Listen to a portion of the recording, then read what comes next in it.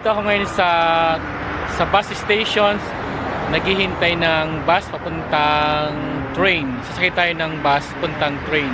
Ayan, parating na yung bus na sasakyan natin. Dito, may pasahero or wala, lahat ng bus station ay hihintuan ng bus.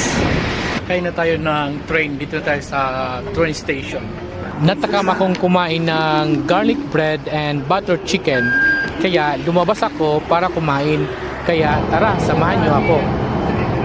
Ang bayad nga pala sa bus at sa train ay 4 reals lang, unlimited for 2 hours. Kung sa peso ay roughly 60 pesos.